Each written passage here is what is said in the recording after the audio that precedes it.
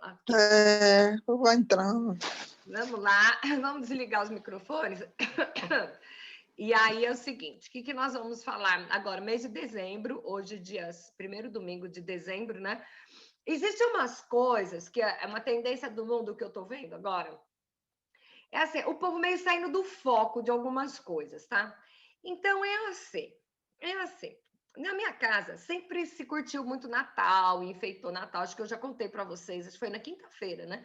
Do Natal mais chique da minha vida, que era o Natal que tinha peru da Sadia e panetone. Na verdade, era um bolo que minha mãe fez, uma forma de banha, e matou um franguinho do quintal, mequetrefe, magrelo, e era o ano que saiu o peru da Sadia, eu fiquei toda feliz, né?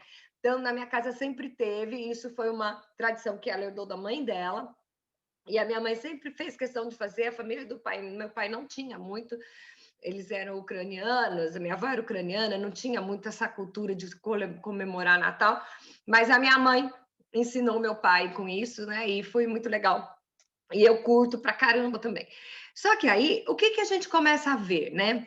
Você começa a ver uma tendência assim, muito comum. Ah, eu não comemoro Natal. Gente, eu ouvi crente falando isso, tá? Porque o Natal não foi nessa data. Eu não vou seguir o calendário romano. O meu esquema é com Jerusalém. E essa data foi inventada, então eu não comemoro Natal. Gente, primeiro que Deus sabe que eu não sei a data exata. Ele reconhece a minha intenção de comemorar, ok? Então, a minha teoria de comemorar o Natal e celebrar o Natal é essa, tá? Eu já faz uns anos que eu não uso figura de Papai Noel. Porque, na verdade, cresci, minha tia se vestia de Papai Noel, deixava sapatinho para o Papai Noel na minha casa, embora todos fôssemos cristãos e tá, mas assim, a gente usava, sabia exatamente o verdadeiro sentido, mas usava a figura do Natal, do Papai Noel. Hoje eu já não uso mais, então eu decorei aqui na minha frente, eu botei um anjo, botei uma manjedoura e enchi a manjedoura de luz, né? Então você olha assim, você vê o meu anjo todo iluminado, e uma manjedoura cheia de luz ali, que eu acho assim que tem tudo a ver. E eu quero uma estrela. Então a Rebeca está com a lição de casa de fazer a minha tal de uma estrela. Eu quero uma estrela enorme para botar lá no quintal ainda, tá? E aí o que acontece? Eu celebro o Natal. E tem esses quadrinhos de Facebook que eu acho muito legal, que diz o seguinte, que é uma frase do Billy Graham, que ele diz que o maior fato, a maior coisa que a conquista da humanidade não foi o homem chegar à lua, foi Deus pisar na terra, que foi o nascimento de Jesus, foi o grande marco da humanidade, foi Jesus nascer. E aí você vê uma linha de judaísta, que nem se fala, né, que o judeu está esperando o Messias ainda, mas eu vejo as igrejas judaístas, quer dizer, elas estão na lei ainda, né? Então, o que Jesus veio? Eu conversando com uma cliente que outro dia, ela é espírita, e ela falando, não, mas eu sou cristã. Ah, você é cristã? Sou. Tá, então tudo bem. Aí então eu fiquei quieta porque era cliente, mas vamos raciocinar. Como que uma pessoa que acredita na reencarnação, tá? Como que ela administra Jesus nessa história? Como um grande filósofo? Porque veja bem, se você acredita na reencarnação para purificação do espírito, Jesus é salvador do quê? Eu já vi dentro de igreja, inclusive na igreja que eu frequentei com a Josi quando ela era criança, tinha uma senhora que ela falava, eu sou filha do pastor, sou filha de pastor, era uma senhorinha já. E ela dizia o seguinte, o diabo e o inferno são figuras fictícias para botar medo no homem. Então eu vou te falar, se não existe inferno, qual é a função de Jesus na jogada? Se não existe condenação, Jesus veio para quê? Entendeu? Eu acho que tem que ter essa lógica. Jesus é. Então, a minha pergunta para vocês hoje, nós vamos rodar hoje em cima disso. Quem é Jesus para mim? Tá? Então, nós vemos lá, nós estudamos se vocês quiserem acompanhar no estudo que nós fizemos de João 1:1, que teoricamente na Bíblia cronológica é o primeiro versículo da Bíblia, que diz o seguinte: no versículo era o verbo, e o verbo estava com Deus, e o verbo era Deus. O verbo aqui é Jesus, tá? Então, ele estava no princípio, ele estava com Deus e ele é Deus. tá? Então, o que que acontece? Jesus, ele aí no 1:10 diz o seguinte: o verbo estava no mundo, o mundo foi feito por intermédio dele, e depois o mundo não o conheceu, tá? Então, qual é a função de Jesus? O que que ele representa para você hoje, tá? Ele é um bebê pobrezinho. Ai, coitadinho, Jesus nasceu, não tinha onde, né? Não tinha onde reclinar a cabeça, não sei o quê. Primeiro, que Jesus não era um pobrezinho indefeso, tá? Ele nasceu daquela circunstância exatamente para que se cumprissem as profecias, tá? Jesus é Salvador? Ele é Salvador do quê? Tá?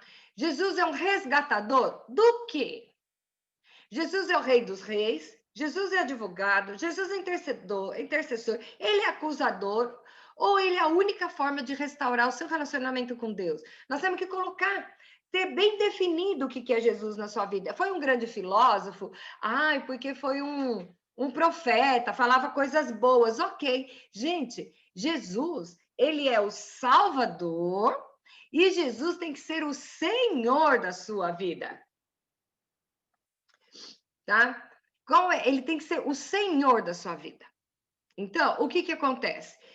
Jesus do Salvador, o bebezinho, tá? Ele tá lá, pobrezinho, na manjedoura, indefeso. O Jesus Salvador é de salvar dos pecados, mas ele é o Senhor da sua vida hoje? Tem um grupo aqui que eu acho muito legal, um grupo de mulheres, elas fazem um trabalho maravilhoso, tá? E eu dou risada do título do grupo, nome do grupo, que é Filhas do Rei. Gente, vamos usar a nossa parte teológica para saber. Jesus é o rei, certo? Quem é pai? Pai é o Deus, certo? Então, as filhas do rei não funcionam, porque Jesus não tem filho, já que a noiva é a igreja. Entendeu? Então é uma coisa assim que eu acho bonitinho o texto, mas o negócio não funciona muito. Então, quando que nós vamos saber qual realmente o papel de Jesus nessa jogada? E eu gosto de pegar esse texto de Isaías, que Isaías, eu quero ver se a gente consegue achar alguma coisa de acordo com o mundo de hoje, né? Então, diz o seguinte, no Isaías 9, começa assim: mas para a terra que estava aflita, não continuará a obscuridade. Será que a terra hoje está aflita? Mano do céu, cara, né? Deus, nos primeiros tempos, tornou desprezível a terra de Zebulon, a terra de Naftali. Mas nos últimos tornará glorioso o caminho do mar além do Jordão, a Galileia dos gentios. E o povo que andava em trevas viu grande luz, e aos que viviam na região da sombra da morte resplandeceu-lhes a luz. Jesus, ele veio para ser a luz do mundo. Tens multiplicado esse povo a alegria e aumentaste. Alegrem-se eles diante de ti, como se alegram na ceifa e como exultam quando repartem os despojos. Porque tu quebraste o jugo que pesava sobre eles, a vara que lhes feria os ombros e o cetro do seu opressor, como no dia dos midianitas. E aí vem, porque um menino nos nasceu, um filho se nos deu. E o legal é que, e o governo, aqui não fala, e o governo estará um dia sobre os seus ombros. E o governo está, verbo no tempo presente, o governo está sobre os seus ombros. Então, o que eu quero falar para vocês? Uma coisa importante. Quem é que governa a vida do crente? Não é o Bolsonaro, não é o Lula, não é o Trump, não é o Biden. O governo da vida do crente está sobre os ombros de Cristo. Amém? Tá? Então não adianta, você fica, você não estou dizendo para você ser uma pessoa alienada politicamente, você tem que saber o que está acontecendo e se posicionar, mas você tem que ter a certeza de que quem governa o povo de Deus é Cristo. Então é aqui, porque o governo está sobre os seus ombros. E o seu nome será Maravilhoso Conselheiro, Deus Forte, Pai da Eternidade e Príncipe da Paz. Essa semana inteira eu coloquei meditações sobre cada dia eu coloquei uma sobre versículo explicando cada faceta, cada item disso aqui. E ele para quê? Para que se aumente o seu governo e venha a paz sem fim sobre o trono de Davi e sobre o seu reino, para estabelecer e firmar mediante o juízo e a justiça, desde agora e para sempre. E o zelo do Senhor dos Exércitos fará isso. Então, o que é Jesus? O que é Jesus? Jesus, ele tem o governo sobre os seus ombros. Ele veio para ser a luz do mundo, mas ele governa na minha vida. Ele é o meu Salvador e ele é o Senhor da minha vida. O que é o Senhor? É aquele a quem eu sou submissa. O que ele é? Ele é o Salvador dos meus pecados. Ele me livrou da morte eterna, tá? Ele é a luz do mundo. Ele é a água que mata a sede. Ele é o pão da vida. Ele é o Rei dos Reis.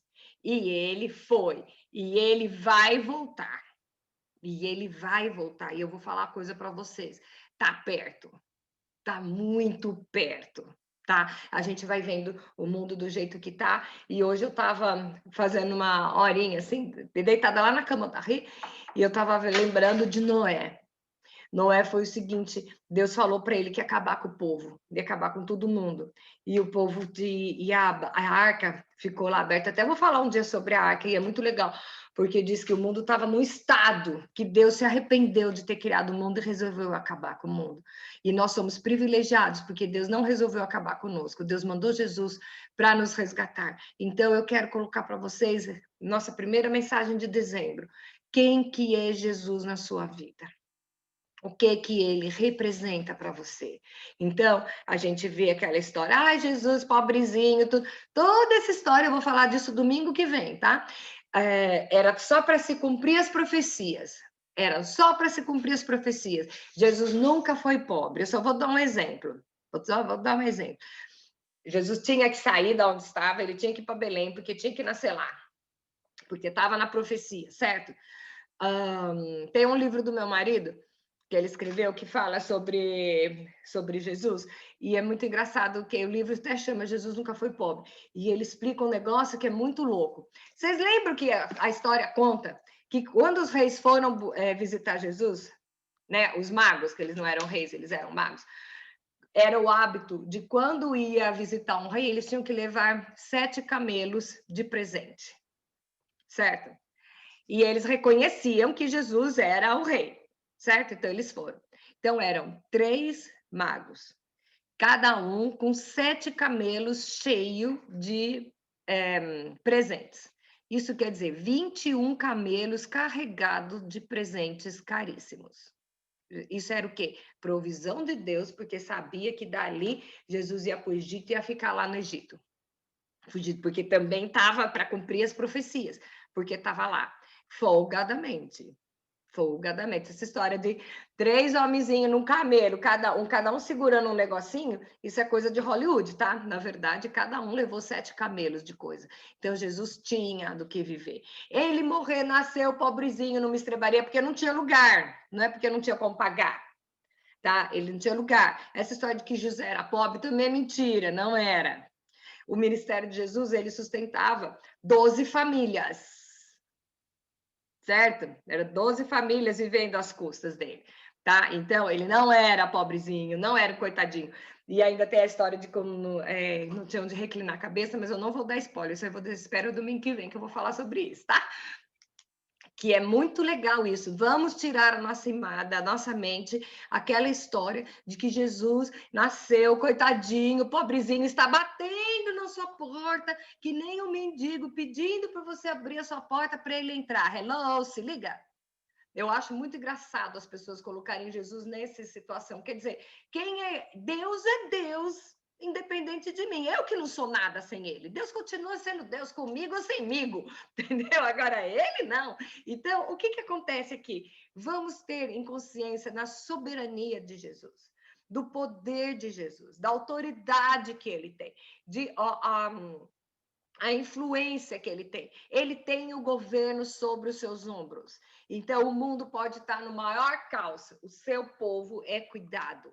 é guardado. E se por acaso alguma situação nos ceifar antes, ai que chique, né? Ficou essa palavra assim bonito, chique, para não falar se a gente morre antes, né? É porque Deus está nos livrando de alguma coisa que vai acontecer mais para frente. Eu tenho essa visão. Existem muitas pessoas que a gente fala assim, nossa, fulano é tão bom, por que morreu? Exatamente, é tão bom, não merece mais ver o que vai acontecer aqui. Deus já achou que chega o tempo, né?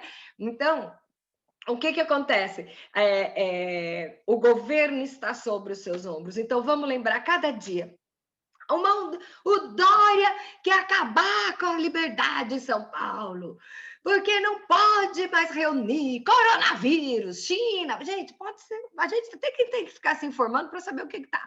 Mas o governo está sobre os ombros de Jesus. E quando você tem isso em mente, que Jesus não é um bebezinho coitadinho na manjedoura, que Jesus é a luz e ele veio para ser o maravilhoso conselheiro, Deus forte, ele é o Deus forte, ele é o Pai da eternidade, ele criou a eternidade, ele é o príncipe da paz, é aquele que instaura a paz. E paz, eu sempre digo, paz não é ausência de guerra, é tranquilidade no meio da guerra. E Jesus é o único que proporciona isso. Você pode estar no meio de tribulação, no meio de tumulto, e você sabe que se você está assim, ó, com Jesus, você consegue estar em paz. Porque você sabe que ele cuida de você. É aquele texto que Davi fala, em paz me deito e logo pego no sono, porque eu sei que tu estás comigo. Isso é que é paz, não é ausência de guerra. Paz não é ausência de guerra, é descanso no meio do tumulto.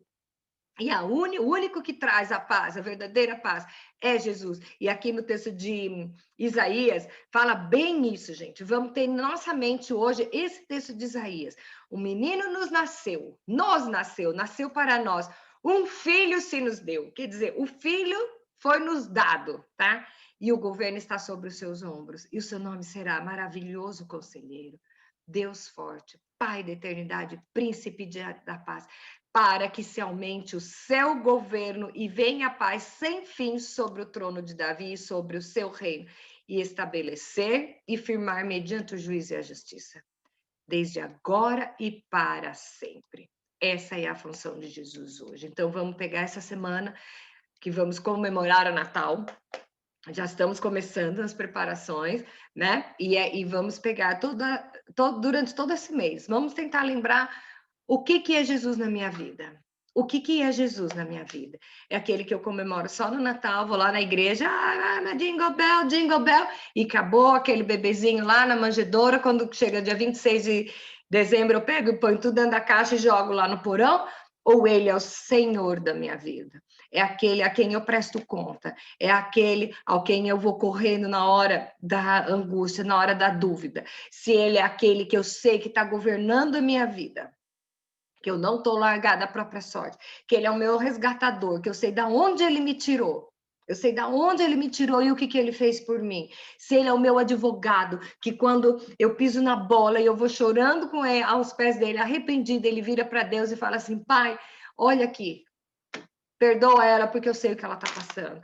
Se ele é o meu intercessor, se ele é o meu advogado, se ele é a única forma de fazer eu chegar aos pés de Deus, sabe? Então, eu acho que é hora para a gente pensar quem é Jesus na sua vida. Quem é que você vai estar celebrando nesse Natal? Um Jesus vivo, um Jesus atuante, ou um Jesus que está lá na manjedoura? Eu vou contar um negócio para vocês, que todo mundo põe de frasezinha bonitinha nessa época, mas que tem que ser bem firme na nossa cabeça.